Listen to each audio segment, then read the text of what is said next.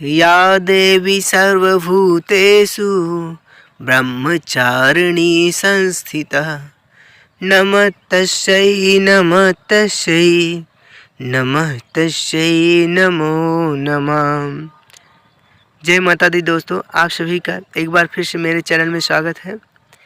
दोस्तों, मेरे चैनल में आज सुनेंगे माँ दुर्गा की दूसरी शक्ति द्वितीय दिवस कथा, ब्रह्मचारिणी माता की पावन कथा।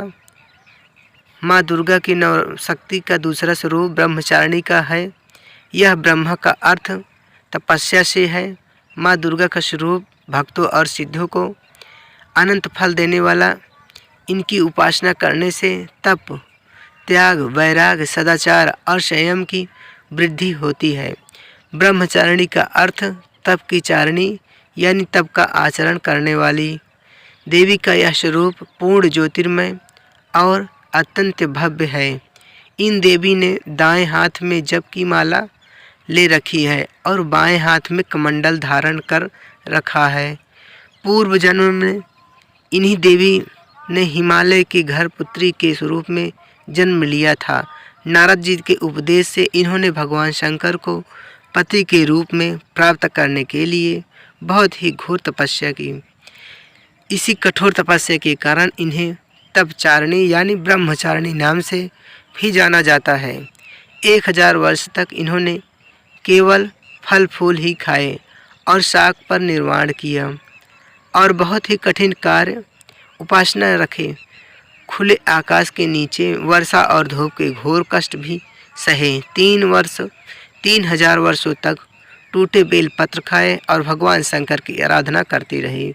इसके बाद तो उन्होंने सूखे बेल पत्रों को भी खाना छोड़ दिया और फिर कई हजार वर्षों तक निर्जल और निराहार रहकर तपस्या की। कठिन तपस्या के कारण देवी का शरीर एकदम क्षीण हो गया। देवता, ऋषि, सिद्धगण, मुनि सभी ने ब्रह्मचारिणी की तपस्या को अभूतपूर्व पूर्ण कृतज्ञ बताया और उसकी सराहना की और कहा, हे देवी, आज तक किसी ने इस तरह कठोर तपस्या नहीं की। यह तो बस आपसे ही संभव हो पाया है। आपकी मनोकामना परिपूर्ण होगी और भगवान चंद्रमौली शिव जी आपको पति के रूप में प्राप्त होंगे। अब आप तपस्या करके घर लौट जाओ। जल्द ही आपके पिता के यहाँ बुलावा आएगा। तो यह भी माता ब्रह्मचारिणी की कथा।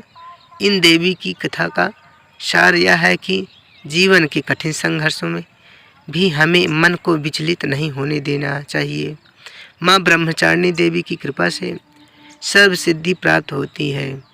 दुर्गा पूजा के दूसरे दिन देवी के इसी स्वरूप की उपासना की जाती है। माता ब्रह्मचारिणी के पूजन से पहले स्नान करने की शुद्ध हो जाएं, फिर माता की प्रतिमा रखें या तस्वीर लगाएं। पूजा करते हुए शुद्ध मन से माता के नाम का स्मरण करते रहें। कोशिश करें कि सफ़ेद या पीले वस्त्र पहनकर ही पूजा हो। माँ को प्रसाद में पंचामृत जरूर चढ़ाएं, रोली और अक्षत चढ़ाएं।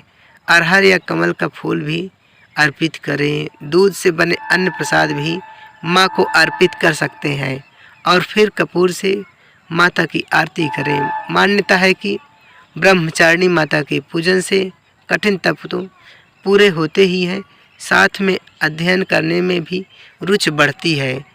साथ ही स्मरण शक्ति का भी विकास होता है।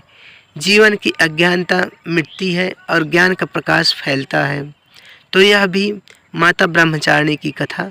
आपको यह कथा कैसी लगी कमेंट में ज़रूर बताएं।